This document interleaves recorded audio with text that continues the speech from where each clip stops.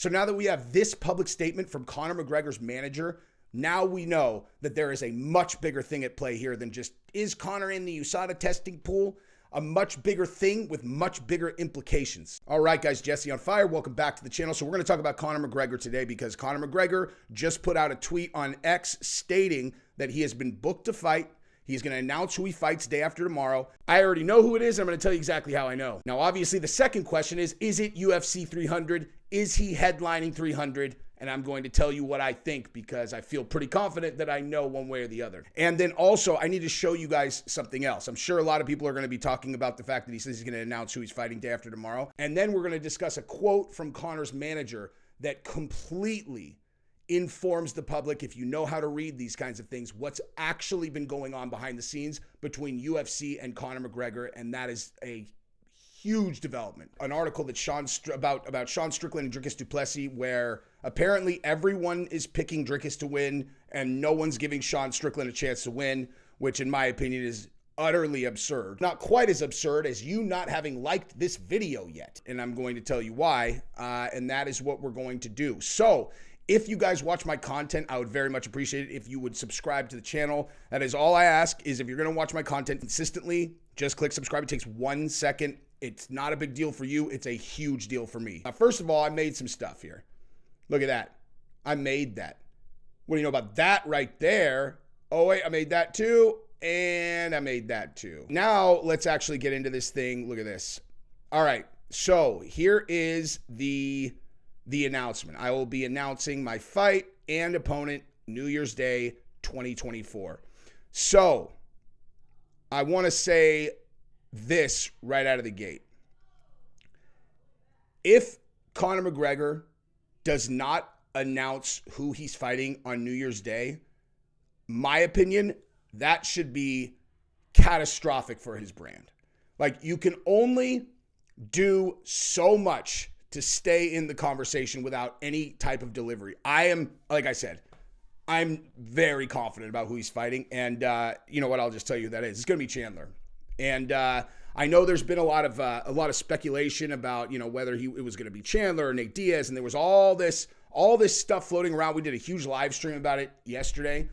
But as soon as I saw this, you know, where he said that he's booked, I'll tell you right now, I went back through all of the conversations, every single one that has happened about this topic since it became a topic.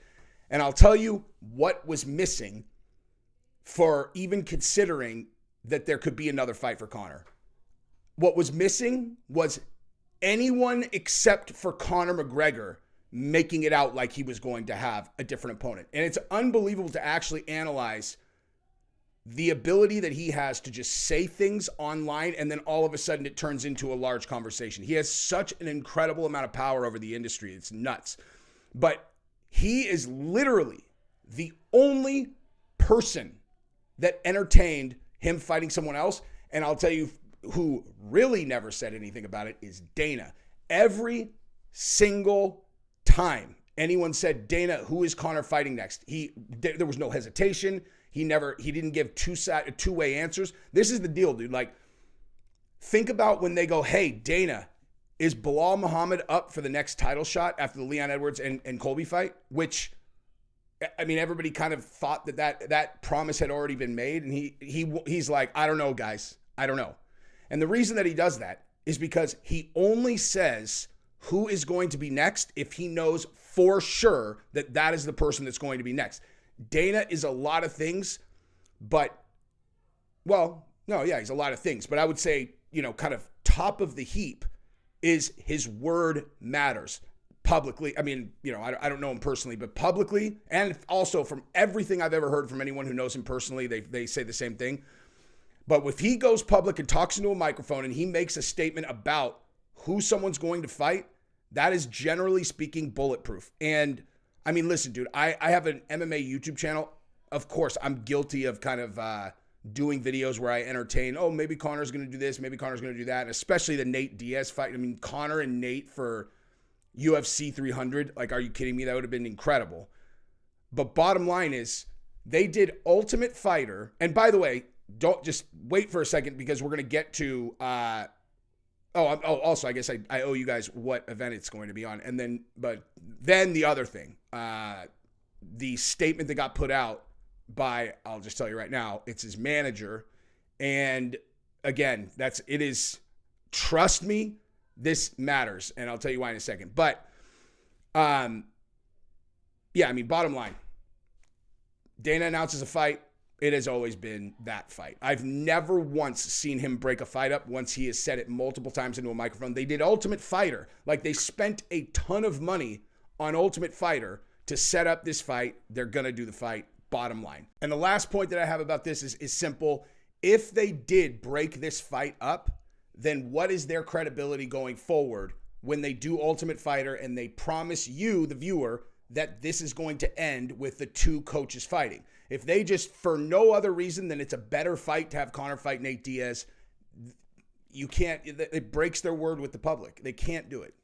They won't do it. Oh, wait, there was one more point. So if you are an outside observer that has been viewing the things that I've been viewing just as a fan, something that would stick out to me, or does stick out to me, is the fact that Chandler, like we talked about on the live stream yesterday, within the last few days has been saying, I think Conor's trying to wait me out. I think Conor's trying to wait me out. I think he wants to do Nate Diaz. I think they're, yada, yada. And the reality is, as we get into the later portion of the video, which will inform us why there have been delays between Conor and UFC, there is absolutely no reason that Chandler would be privy to that. There is no reason at all. As a matter of fact, he 100% would not be privy to that reason for the delay. So, of course, in his mind, oh yeah, he's just trying to wait me out. Because the real reason is not something that's going to be shared with him under any circumstance. That's not the kind of thing that the UFC is going to talk to another fighter about. Oh, we're locked in a really hard-nosed contract negotiation with our most valuable fighter. Why on earth would they tell that to Chandler? They just tell Chandler, listen, man, we told you we're doing the fight. We're going to do the fight, and we'll get it done. Chandler doesn't know that Conor is actually trying to fight. He's going on TV when he's in Saudi Arabia, just give me a fight, man, give me a fight. When in reality, he's asking for a historically large contract, and that's why they're not putting on the fight, is because he's asking for, as we're going to discuss shortly, guaranteed money instead of the current structure. And yeah, there's no reason why Chandler would know that. All right, now we get to the portion where we're going to be talking about what card he's fighting on. And I'll tell you what we know, and I'll tell you what we don't know. All right? And then we can kind of back into whether or not we're confident that it's going to be UFC 300. Okay, so what we know for sure is that Dana and the brass, for 100% sure, are trying to do Conor and Chandler for UFC 300. Why? Number one is because it is the biggest event they've ever done, and that is the biggest fight that they could possibly put at the top of the bill, aside from Conor and Nate. But like I said, they're not going to break up that fight. So that's number one. But the other thing, number two, is because the conversation is Conor headlining UFC 300? If he doesn't headline UFC 300, it's going to seem like a massive letdown. There's no one else who could fight at the top of that card where it won't feel like a huge letdown if it's not Conor. Nobody understands that better than Dana. Nobody understands that better than Dana. He's the best fight promoter in history. And it's like, like I used to always tell people, it's like the way that you deliver information is going to have this enormous, impact on how that information is received.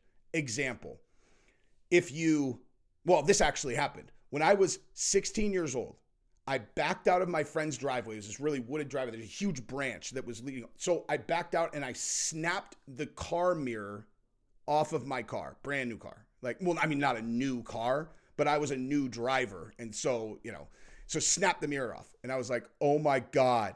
So I go home and I went to my parents and I told them that I had been in a wreck and that the car was just nuked. And they were like, what? And I was like, I'm just kidding. But I did knock the mirror off. I don't even know what I was thinking because I wasn't that smart back then, but somehow that worked, right? Like the way that my parents reacted to that was tremendously less because I had given them the worst case. And I was like, no, don't worry. So they already kind of took that information. That's exactly what this would be. If they don't have Conor at the top of UFC 300, it does not matter at all what is at the top. It won't seem exciting. And that's the exact opposite of what they want. Okay, so that we do know that. What we don't know is how credible is Conor McGregor's word now. He says he's going to announce who he's fighting and on what date, January 1st. And I'm going to tell you why I think that, well, like I alluded to, there is a statement out from his manager that, in my opinion, indicates that there is a larger negotiation happening between Conor and the UFC. You know what? I'm just going to show it to you guys right now, and we'll add it to the conversation. All right, so this is a quote from Audi Attar, Paradigm Sports Management, Conor's business partner, Conor's manager, okay? PFL made a statement for all of us in the market to see, whether it's Francis Ngannou, whether it's Jake Paul. They made a statement by how they structured those deals based on the visibility of them stated in some of the media reports, okay? This is from 21 hours ago. This is from 21 hours ago. Now, what does it say exactly? Read between the lines. Conor McGregor's manager says that the PFL has made a statement by how they structured those deals based on the visibility of them stated in some of the media reports. So what he's saying there is he is negotiating against those deals, right? Is the only way that I can read that. That's the only way that I could read that. Why would Conor McGregor's manager be talking about PFL's deal structure right now when we know that UFC is actively in talks with Conor and trying to book him for UFC 300? And this just all of a sudden, Audi Attar is talking about deal structure, PFL. Come on, dude. They're negotiating. And Conor McGregor negotiating a new contract right now means a lot, and especially now that we know that they're negotiating against PFL deal structure. So what do we mean by PFL deal structure? Simple, right? They gave Francis guaranteed money. Francis doesn't have to sell a certain number of pay-per-views. He doesn't do whatever. He has guaranteed money when he fights. Now, this is huge for Conor because Conor is also negotiating against what he could make in the event that he gets out of his UFC contract, like we said.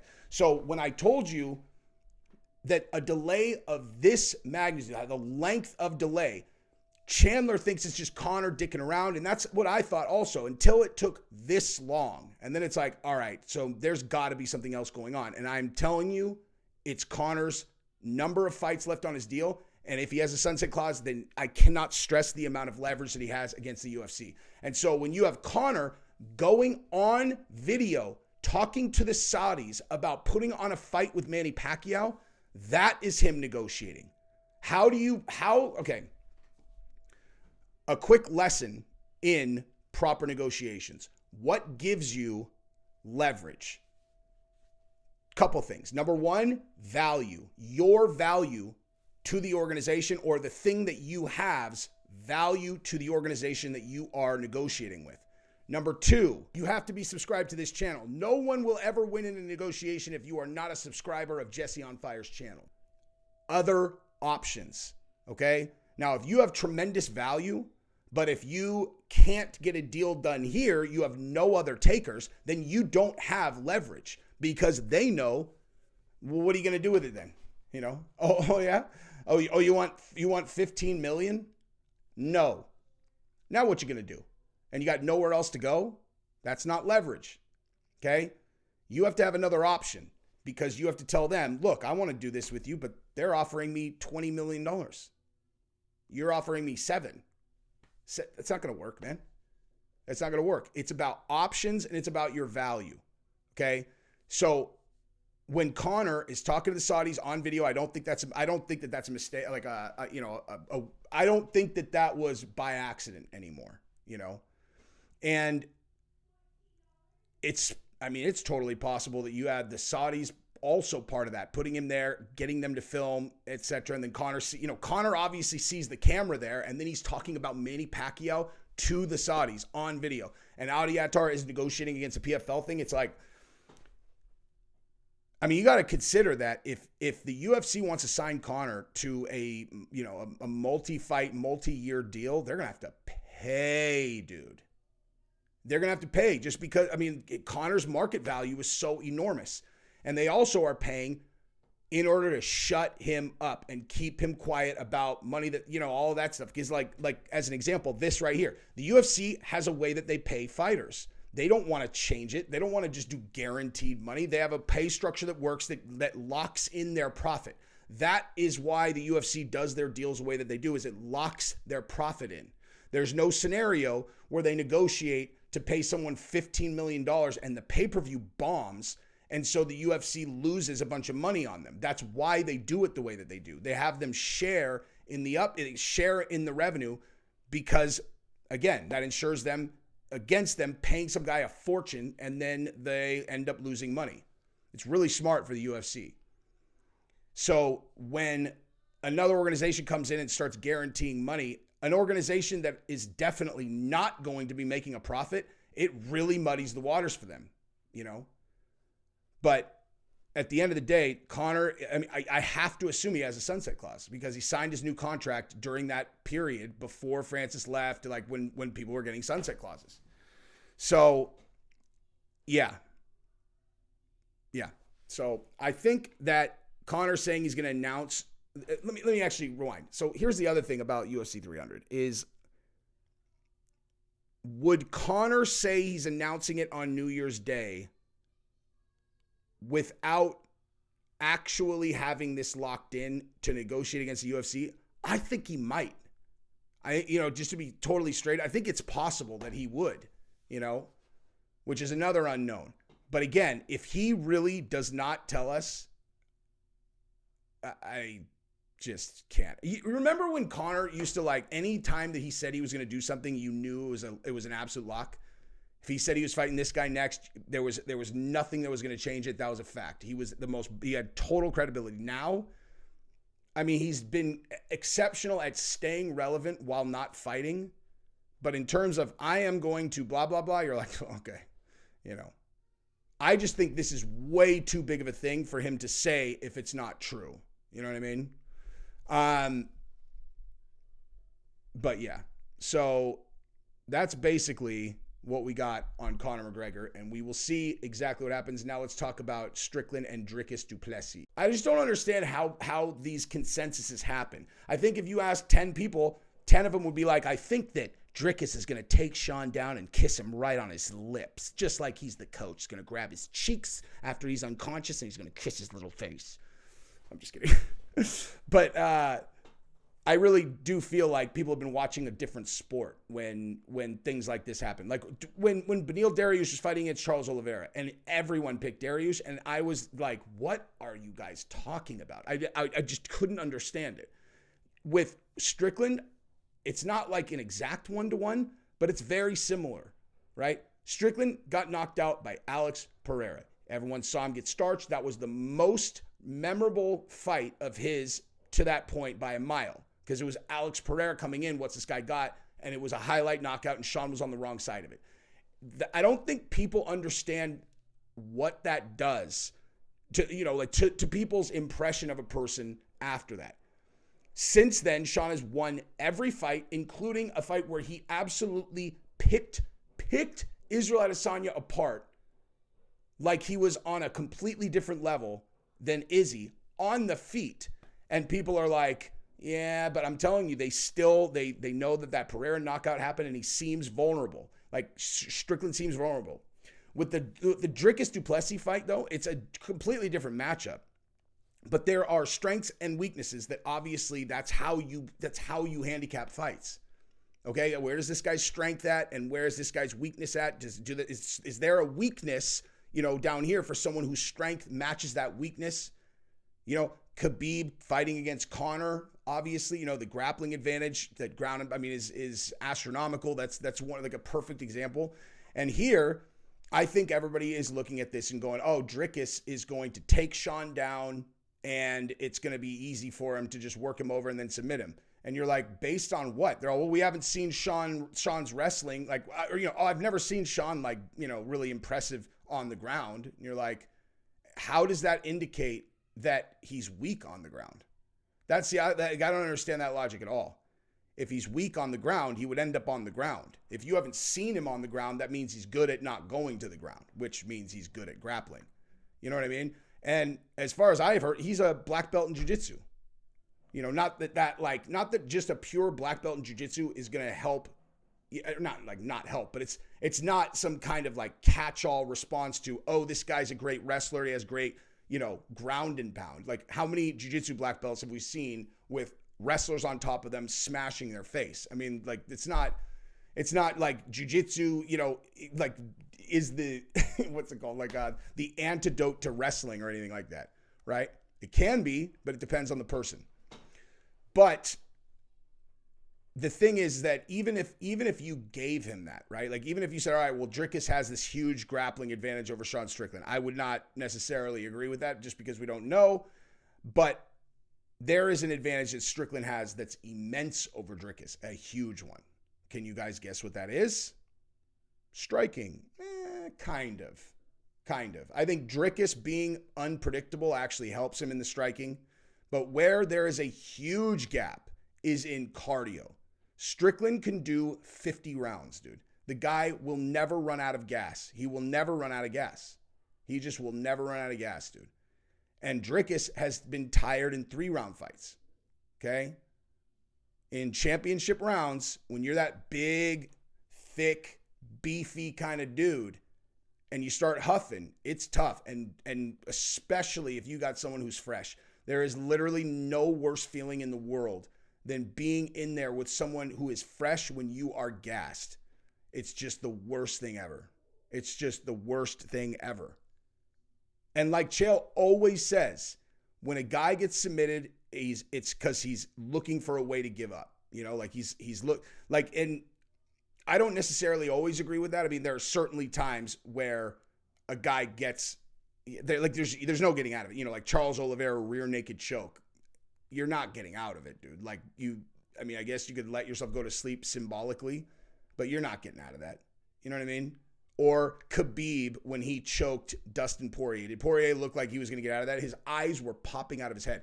Or any of the Kimuras that, Islam Makhachev finishes guys with. It's like, well, you can either symbolically let him break your arm or you can tap, right?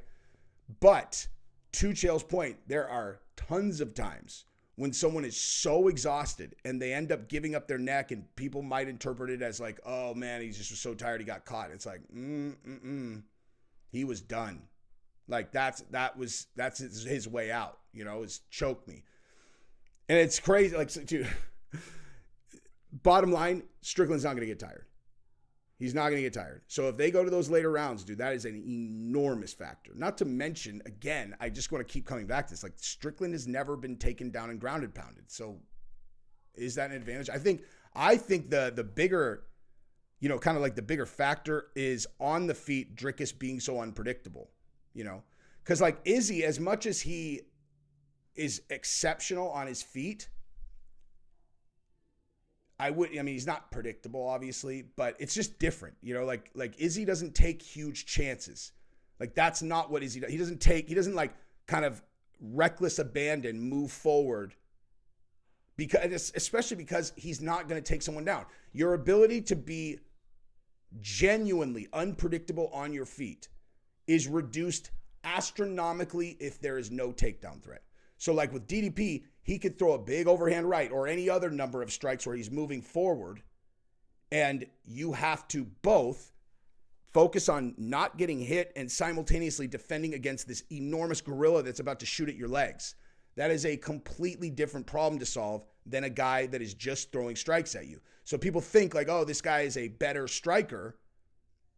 But in MMA, again, there's this whole other thing, and that is why Dricus is so hard to beat.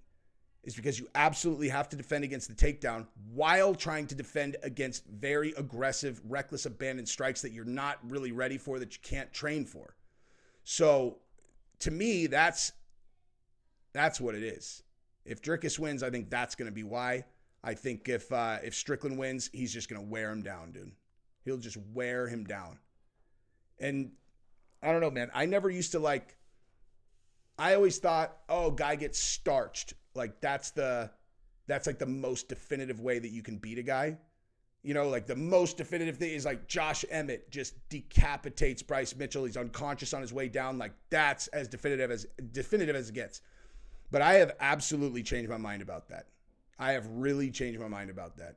And I think the most definitive way that you can beat a guy is to break them with cardio. Like where you really like, not just cardio, but you beat them and you stretch it out to where they are dying. They wish you would knock them out. They like in their heart, they wish you would knock them out. And they end up just having to be in there and just kind of go through the motions. They're so tired, they can't even move. And you're just on them and you're just pummeling them because it's like, dude, here's the simplest example. If you got kidnapped by a Mexican drug cartel, would you want them to shoot you in the forehead or would you want them to torture you over 3 days before they put you down? You know what I mean? You're going down either way. You want it to be fast and easy or you want them to torture you. That's that's what it is.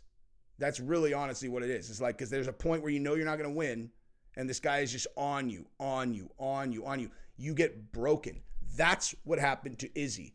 That is why that loss is so much different for Izzy, is because it wasn't that headshot.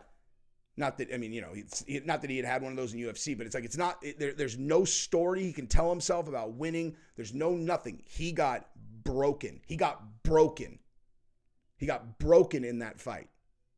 That's way harder to shake off. You got your opponent completely fresh, screaming in your face. You got no answers. You have no answers. And he's screaming in your face after he just completely dismantled you for 24 and a half minutes. You got 30 seconds left. He's yelling at you to engage. Let's go. And all you want is just for this fight to end, and you know you can't win. He broke him. And that's the most gangster way that you can win a fight for sure. And with that, I'm going to leave you guys and subscribe to the channel if you haven't yet. I love you guys. Bye-bye.